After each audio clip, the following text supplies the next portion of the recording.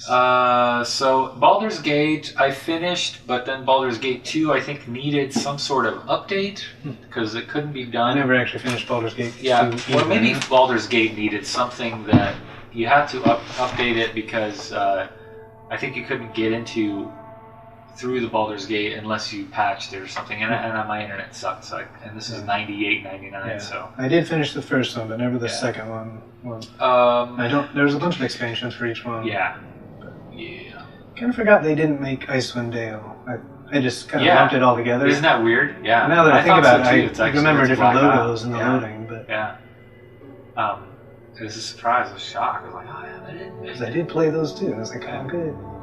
I didn't finish them, but I played them. Well, back then, at least me personally, didn't follow developers as much, or like the guys making the games. Right. It's like, oh, cool game. We were, I think, more following like, oh, it's got D&D stuff. Right. Sweet. Yeah, exactly. The style of game. Yeah, exactly. We don't finish a lot of games. I don't. I finish less nowadays. Yeah. I finished Mass Effect. Stupid hard when I first started playing it. I think I bumped up the difficulty. I was like, why even play on anything less?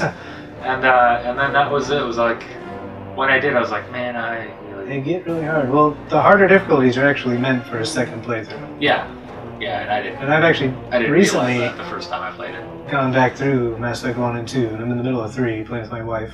Yeah. She's just watching, but it's actually, they still hold up really well. I think. Oh yeah. I think so. I'm really looking forward to Andromeda. I think that was a good decision to like, well, how are we gonna create a whole new Mass Effect? Because that one, 3 kind of ties it all, kind of closes it up. You can't really go anywhere. With Andromeda, that's a whole. It's supposed to be a non-Shepard related story. So. Which is, well, I mean, it's a whole different galaxy, so you can't really. I mean, they could probably, somehow tie it in, like, look at the Milky Way, what happened to them, Just on poor bastards. Or something. Yeah, the whole thing is on fire somehow. Yeah. So Sonic Chronicles, I've never heard of that game. I've heard of it. Never played it. And I've only heard good things because it's a BioWare Sonic game, right? And it's not like a normal Sonic game. I think it's like it's a DS game. Yeah, it's like a turn-based fighting game. Yeah, not fighting game, but RPG. Yeah. And I have wanted to go back. I need to see if it's on the 3DS store. Whoa. Because it gets really good reviews. I don't know if it shows that on there, but yeah. Interesting that... Metascore, 75%, 74 out of 100. Yeah, a B. I kind of want to know how that happened. Like, BioWare has nothing to do with these cartoony games. They just kind of picked it up. It was like Sega was like, hey, all of our Sonic games have flopped. We pretty much suck at making Sonic games. How about you guys do it? Yeah. All right. Yeah, and there's been a bunch of other people that have made Sonic games that have been terrible, but this one's supposed to be good. Oh, they made a Mass Effect Galaxy prequel to Mass Effect 2 on the iOS. I've never seen it. Yeah, I've never heard of that. Man, whatever. Dragon Age. I thought that was a really cool throwback to medieval stuff after Baldur's Gate, So yeah, I thought that was. I really like the Dragon Age games. Yeah. One of them was it 2, I believe. Like there's only 2 or 3 dungeons. Yeah, they just kind of I really didn't like that. That part of it was boring. I still enjoy the stories, and they're again using. We didn't talk about it, but Mass Effect. It's one of the first games where you're carrying your save file over, and your choices in the original game affect the second one. Right. And that is a pretty cool idea. Yeah. I think I enjoy the Dragon Age series as far as choices. I think the Dragon Age choices are a little more grayer. Yeah, they're a little more cryptic, and I like that a little bit more because in Mass Effect you can kind of tell. The only thing that I had to maybe load a couple of times was the final mission in Mass Effect. Make sure my whole team survives. Yeah, that's fun. That kind of thing. Yeah, that's Mass Effect 2, Yeah, but even then, well, I thought 3. I think 3 has the same. I think it has that. But yeah, it does. I have finished it before, but I'm just in the beginning of Mass Effect 3. In the second one, it was kind of like, and even then, you're kind of like almost spoon-fed, like you want to have somebody with good technical experience. Yeah. Well, it's either that dude that is a robot, you know, that like can hack into anything, or it's, you know, another person that, you know. See, my first time playing through Mass Effect 1 or 2 to the suicide mission at the end, because I made it through, like I'd done every side quest and I leveled everybody up and did everything as best as I could. It's kind of how I play games. Yeah. But so everybody survived my first time playing Mass Effect 2. And then I just, like, less than a week ago, finished with my wife, and I let her choose where to go. I made a couple suggestions. Was she not paying attention? She was, and we picked, for that tech one that you're talking about, we sent, it was a different one. It was supposed to be a good leader. Yeah. She chose Tali, the Quarian, and then now she's dead. Like, and now she's dead. That has some big ramifications on 3. Yeah, I don't know where that's going to go. I think you have to pick Garrus, maybe, or the probably blue chick. Yeah. Right. The queen chick Samara. or whatever, Samara. Is Samara in the second one? Yeah, she is. Yep. Okay, yeah. But yeah, it's interesting, and now I have to wait another 30 hours to figure out some of those ramifications, which is pretty interesting. And so Tali is, she is the other blue chick, right? Or is that? No, she's the Quarian. She's in the suit. The Quarian. They're literally, yeah. They created the guest. Who's the blue chick? Liara. Liara. I always get those two confused. I don't know why. They're weird names with vowels. I just think that Tali is more fitting for Liara, and Liara is more fitting for the Quarian. I don't know why. Liara is who I romanced the first time I played. Mike and Dave, I get those confused. Liara is like one of my main characters in those games, so. Yeah. Gotta make sure she survives. She's not even in the second one. Well, as a playable character. She's not playable. I wonder if you could get her killed in the second one. You do one mission with her. I don't think you can. Oh, wait, no, she's not even. That's right. She becomes the Shadow Broker, and then she comes back in 3. And you can't, and you absolutely cannot kill her off in the first one. No. That's right.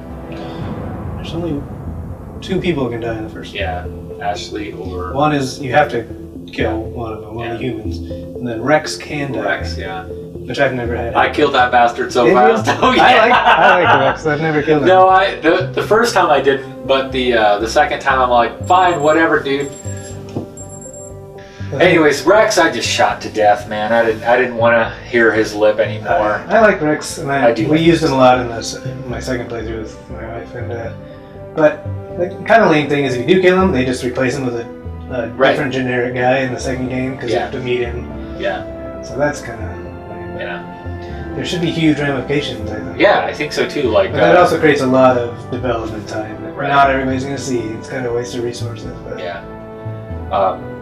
I think it's interesting. I've always played female shepherd. Did not know what the male shepherd ever sounded like. I decided to play a male shepherd, and after 5 minutes, I'm like, nope.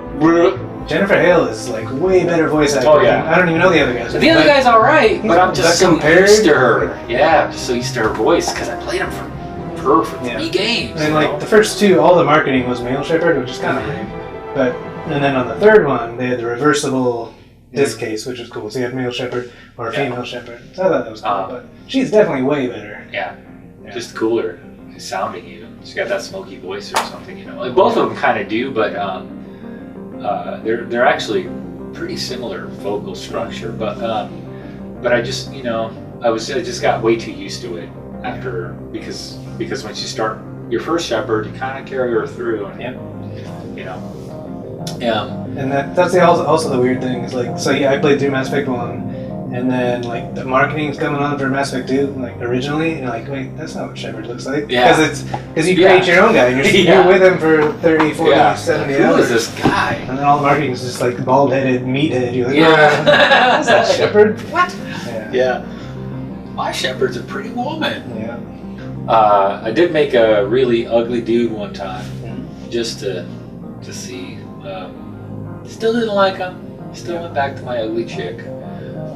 She's all right. I've tried multiple times to get the hardest difficulty achievement. I've never made it through the first one, but theoretically on all 3. The first one is, I think they really they got easier. It got a lot easier. The third one they kind of did good. I think that was more balanced, but the second one you could do on hard pretty well. The first one is, man, it's almost impossible. All the guides and stuff recommend just playing as the soldier, just the gun guy. Like that's like the most boring class, so I never play them on my original playthrough.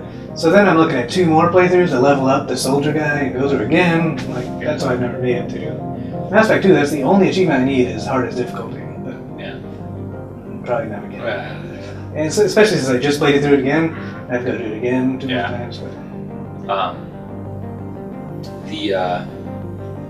The first one, I like how the combat was. I like that you didn't have to pick up ammo, and they really streamlined it in the second one, where you did just pick up ammo, so you can keep shooting without, But I really like that whole tactical approach, where you have to kind of duck and cover and wait. Well, like trying to use a sniper rifle in Mass Effect 1, like you take 1 shot. Holy cow! You can take a second shot, but then your gun is useless for like 30 seconds. Yeah.